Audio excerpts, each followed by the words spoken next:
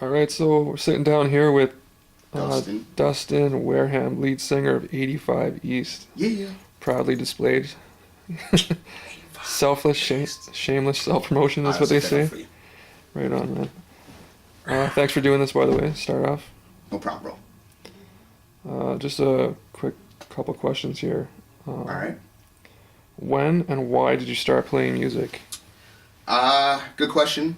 I don't really play an instrument, so I mean, in the classical sense of playing music, I kind of feel like I'm cheating. I'm not doing what Corey, John, Romeo, or Kyle are doing. Basically, I just spit. I write rhymes. I write lyrics. Really, I would say what that started when I was in grade school. I was that kid you'd walk to school with, and I would make the most vulgar songs. Like I'd take the 12 Days of Christmas and turn it into the nastiest song you ever heard, and I'd have all the kids rolling on the ground. That was like grade 4, grade 5. By the time I ended high school, I kind of realized that I might have a little smidgen of talent, and I just started really, I guess, working towards crafting my rhymes, and I was really deep into the hip hop thing. John, guitar player, is a boy of mine. I was about 25, bumped into him. We hadn't seen each other for about 2 years or so, and that's when I kind of really made the transition into stepping away from doing the whole, hip hop thing into trying to do more of like the rock thing. You know what I'm saying? It's been a lifelong passion of mine, but as far as what I'm doing right now, since I was out of high school and for this rock stuff for about the last 3, 4 years or so. Cool, cool. Well, you just, stepping into that where you said it, it's a lifelong passion. You've been working at it for a while. Oh yeah, I got pictures from when I was like 4 years old, up on stage with my cousins, beatboxing, rhyming, trying to break dance. Like Right. it's always been there. You know what I mean? So, with that said, when it's all said and done, what do you want people to remember about you and about your band? Man, I want people to remember that 85 East was for the people. That basically, we weren't trying to perpetrate. We're not trying to perpetrate. We're not trying to be anything other than what we are. We're trying to go out there. We're trying to have fun. But at the same time, we're trying to represent the people. We're trying to represent the people who don't have a pot to piss in. You know what I'm saying? We're trying to represent the people who always feel like they're getting shit on. You know what I'm saying? People feel like they're at the bottom. That's us, man. We're trying to be the champion of the people. You know what I mean? Just have fun, man. Cool, man, cool. So, what are some of your influences? Man, I got a lot of influences right off the top. Chino from the Deftones. I saw that guy when I was a teenager when I saw him live, and that dude his presence on stage, it struck me.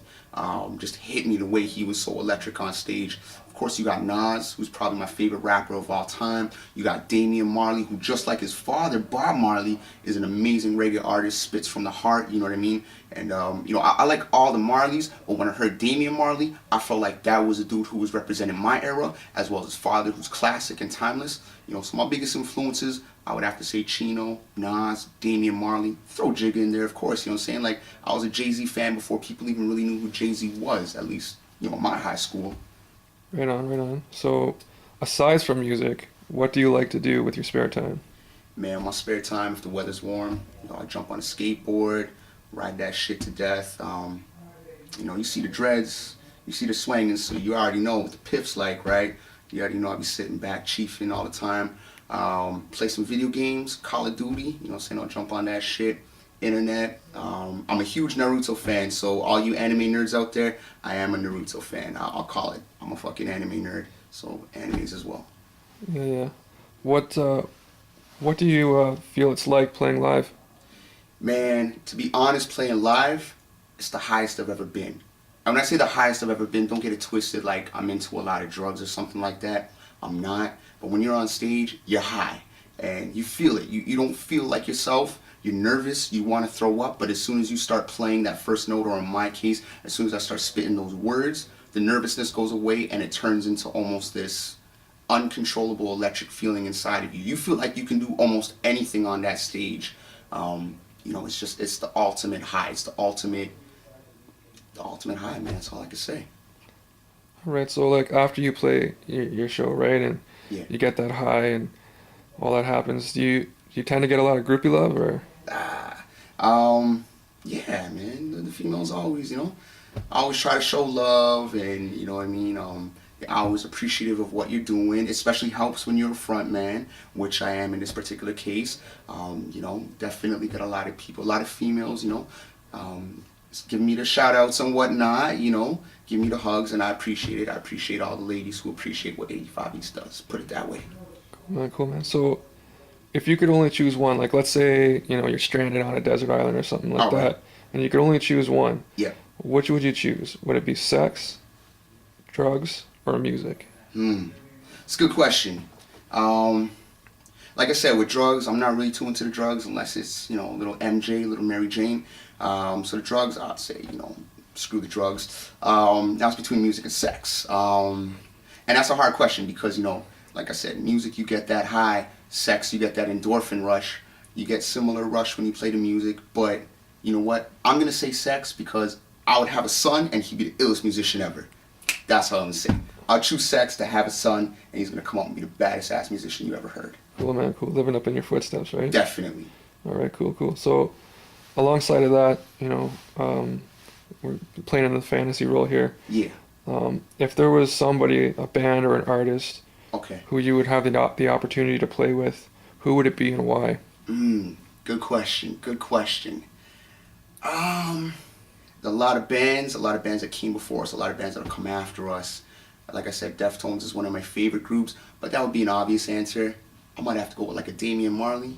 I'd love to share a stage, share a microphone with Damian Marley. He's dope. He's awesome. Redman. Oh my gosh, Redman! I can't believe I didn't even say Redman as one of my influences earlier. I think Redman because, in all honesty, I think we put on the best live show in the world. If I ever had Redman on that stage with me, I think the audience would be so fucking crunk. I think the whole performance would be so off the hook and so amazing. And plus, you ever seen that man stage dive? What? We'd have him stage diving like a mofo. So I'd say Redman. Redman would be the ultimate artist for my band to perform with. Cool. Let's see. We got another question here. Name a band that you secretly like. Band that I secretly like? There's quite a few of those. Lately I've been bumping LaRue, Coming In For The Kill, you know what I'm saying?